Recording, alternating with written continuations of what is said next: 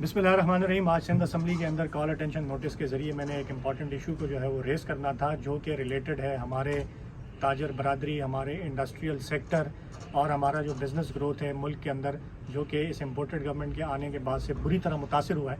उस इशू को मैंने रेज़ करना था, बट सिंध हुकूमत ने, पीपल्स पार्टी की गवर्नमेंट ने आज अपने रिवायती अंदाज में जो हमारा हक है कॉल अटेंशन नोटिस के ज़रिए हम असम्बली में इश्यूज़ के ऊपर बात कर सकते हैं, वो हमसे एक दफ़ा फिर छीना गया और इजलास को मौखर किया गया, इजलास को मुलतवी किया गया और हमें इस पर बात नहीं करने दी गई। ये इशू क्या है? इशू ये है, अक्सर लोग ये कहते हैं कि आप इंडस्ट्रियल सेक्टर के लिए क्यों, लोग सवाल करें कि क्यों आप बात करते हैं, आप बिज़नेस कम्युनिटी के लिए क्यों बात नहीं कर रहे, आप आम आवाम के लिए क्यों बात नहीं कर रहे और आप बिज़नेस और इंडस्ट्रियल सेक्टर के लिए क्यों बात कर रहे हैं। वजह यह है, देखें कि इंडस्ट्रियल सेक्टर जब तक हमारा ग्रो नहीं करेगा, हमारा जो बिज़नेस कम्युनिटी है जब तक मुल्क में कारोबार नहीं बढ़ेगा, हमारी तिजारत नहीं बढ़ेगी, माशी एक्टिविटी नहीं बढ़ेगी, तो ये डायरेक्टली रिलेटेड जो है वो आवाम की नौकरियां, रोज़गार और जो मुल्क के अंदर खुशहाली है और पैसे की जो रवानी है वो मुतासर होती है और आवाम इससे डायरेक्टली अफेक्ट होते हैं। मिसाल के तौर पर पिछले जो हमारी गवर्नमेंट थी, प्राइम मिनिस्टर इमरान खान साहब की गवर्नमेंट में, जो सिर्फ एक सेक्टर की अगर मैं बात करूं, टेक्सटाइल सेक्टर में जो बूम आया, जो प्राइम मिनिस्टर इमरान खान ने पॉलिसीज़ अपनी चेंज की, बिज़नेस कम्युनिटी को, इंडस्ट्रियल सेक्टर को, ताजर बरादरी को जो उन्होंने इंसेंटिव्स दिए, उसकी वजह से हुआ ये कि पूरी की पूरी टेक्सटाइल सेक्टर जो कि बंद पड़ी हुई थी अरसे दराज से, वो चली और उसमें जो है वो रोज़गार जनरेट हुआ और उससे जो है वो इतना रोज़गार जनरेट हुआ कि आपके टेक्सटाइल सेक्टर के जो एम्प्लॉयज़ थे वो कम पड़ गए थे, यानी टेक्सटाइल सेक्टर जो है वो उनके पास एम्प्लॉयमेंट ज़्यादा हो गई थी और लोग नहीं मिल रहे थे उनको। इतना इम्पैक्ट जो है वो लोगों के ऊपर आता है इससे, और यही वजह है कि पिछले 3.5 साल की जो हमारी गवर्नमेंट थी उसमें 85 लाख से ज़ायद नौकरियां जो है वो जनरेट हुई।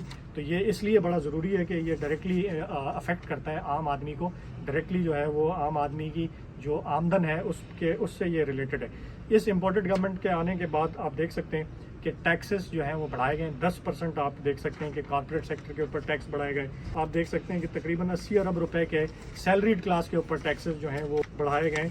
15% शरह सूद जो है वो 15% पर पहुंचा दी गई। और शरह सूद क्यों अफेक्ट करती है? देखें, जब आप शरह सूद बढ़ाते हैं तो जो आपके बैंक्स के अंदर लोग हैं, बजाय कारोबार में पैसा इन्वेस्ट करने के, लोग बैंक्स में पैसा डालेंगे और आपका जो बिज़नेस सेक्टर है, जो इंडस्ट्रियल सेक्टर है, जो आपका माशी एक्टिविटी है, वो उससे स्लो डाउन हो जाएगी। एक और बड़ी इंपॉर्टेंट इशू जो इस वक्त कराची के लोगों का, पूरे पाकिस्तान का मसला है, पूरे सिंध का मसला है, ख़ास तौर पर कराची के लोग इसलिए मुतासर हैं कि ताजर बरादरी सबसे ज़्यादा कराची के अंदर है। ये बिजली का आप बिल देख सकते हैं। बिजली की एक तो कीमतें इस इम्पोर्टेड गवर्नमेंट ने इतनी ज़्यादा बढ़ाई, जो पिछली government prime minister Imran Khan साहब की थी, उन्होंने 5 रुपया फ़ी यूनिट जो है वो रिलीफ दिया था आवाम को। एक ना सिर्फ वो रिलीफ इन्होंने ख़त्म किया, बल्कि अगर आप ये बिजली का बिल देखें तो इसके अंदर आपको अंदाज़ा होगा कि किस किस किस्म के टैक्सेस जो हैं वो इस बिजली के बिल के अंदर इन्होंने लगाए। आपका एक्स्ट्रा टैक्सेस, पता नहीं फर्दर टैक्सेस और पता नहीं क्या क्या इन्होंने टैक्सेस लगाए। और एक इन्होंने इसमें जो सेल्स टैक्स है रिटेलर्स के ऊपर 6,000 रुपये। और ये बिल जो मैं आपको दिखा रहा हूँ, ये उस दुकानदार का है जिसकी बेचारे की 8 फीट बाय 12 फीट 15 फीट की छोटी सी दुकान है। उसके ऊपर आप देखेंगे उसके बिजली का बिल जो है वो 16,000 रुपये आ रहा है। उसमें से 6,000 जो है सिर्फ ये इनकम टैक्स है। और इसमें अगर आप टैक्सेस देखें तो इलेक्ट्रिसिटी ड्यूटी अलग है, इनकम टैक्स अलग है, सेल्स टैक्स अलग है, सेल्स टैक्स और रिटेलर्स अलग है, एक्स्ट्रा टैक्स अलग है और फर्दर टैक्स भी है। तो न जाने किस किस किस्म के टैक्सेस लगाकर इंडस्ट्रियल सेक्टर को, ताजर बरादरी को अफेक्ट किया जा रहा है। इसका नतीजा क्या निकल रहा है? इन टैक्सेस के साथ साथ जो इस इम्पोर्टेड गवर्नमेंट ने किया है, आप देख सकते हैं कि इन्होंने जो बिजली की कीमतें बढ़ाई हैं, 24 रुपये फ़ी यूनिट तक जो है वो बिजली बढ़ाई है। इसमें इंक्रीज़ इन बेस टैरिफ है 8 रुपये, क्वार्टरली प्राइस एडजस्टमेंट है 3 रुपये, 5 रुपये जो है वो प्राइम मिनिस्टर साहब ने जो लास्ट हमारे इमरान खान साहब ने सब्सिडी दी थी वो हटाई। FPA लगाया इन्होंने कोई 5 रुपये पर यूनिट, ये पर यूनिट कॉस्ट बढ़ी है। और नतीजा ये निकला है कि इंडस्ट्रियल सेक्टर जो है वो वायबल ही नहीं रहा और हमारी इंडस्ट्री यहाँ से बंद होने जा रही है, बुरी तरह मुतासर हो रही है। आपके पेट्रोल की कीमतें जो है वो 84 रुपये 85 रुपये फ़ी लीटर बढ़ाई, डीजल की 118 रुपये फ़ी लीटर बढ़ा दी, गैस की प्राइसेस जो है 40% इन्होंने पहले बढ़ाई, उसके बाद इन्होंने 250% जो है वो इन्होंने गैस की प्राइसेस बढ़ाई। आप देख हर चीज़ जो है वो ऊपर जा रही है। اور اس کا نتیجہ یہ نکل رہا ہے کہ جو انفلیشن ہے آپ کی، انفلیشن جو ہے وہ پہلی مرتبہ 28% پہ پہنچی ہے.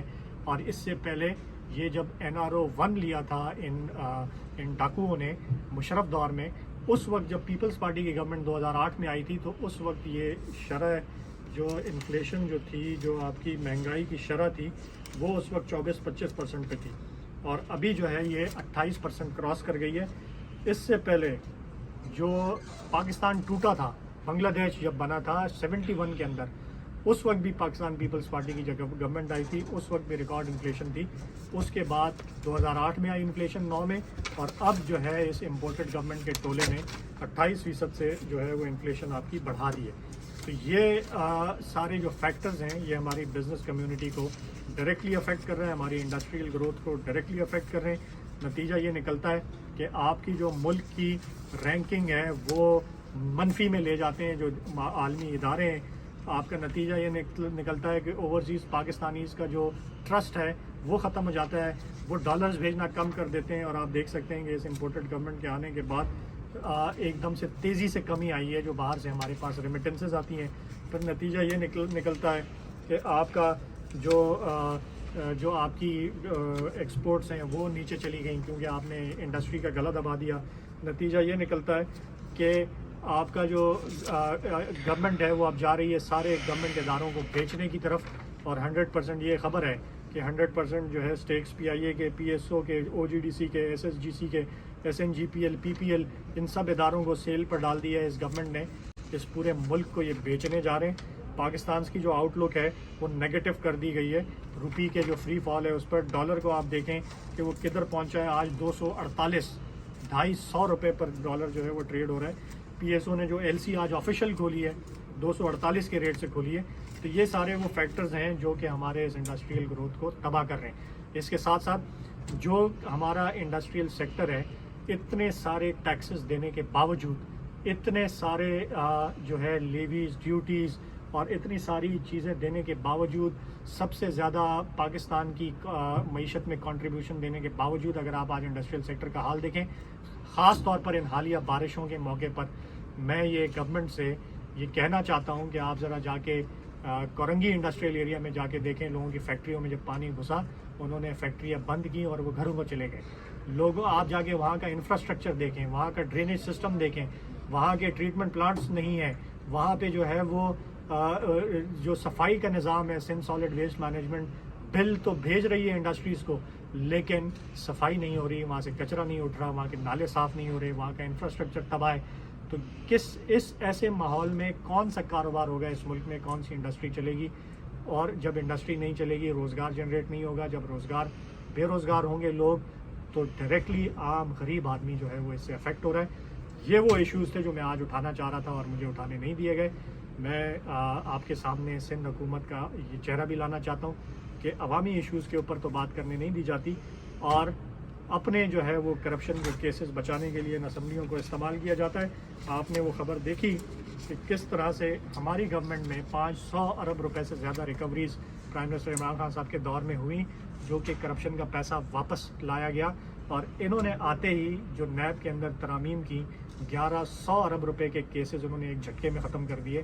یہ پاکستانی عوام کے اوپر منصوبہ بندی کے ساتھ ڈاکہ ڈالنے کے لیے آئے، منصوبہ بندی کے ساتھ اس ملک کی انڈسٹری کو تباہ کرنے کے لیے آئے، اور منصوبہ بندی کے ساتھ اس ملک کو جو ہے یہ دیوالیہ کی طرف لے کے جا رہے ہیں. ان سے جتنا جلدی چھٹکارا جو ہے وہ حاصل کیا جائے اتنا پاکستان کے حق میں بہتر ہوگا.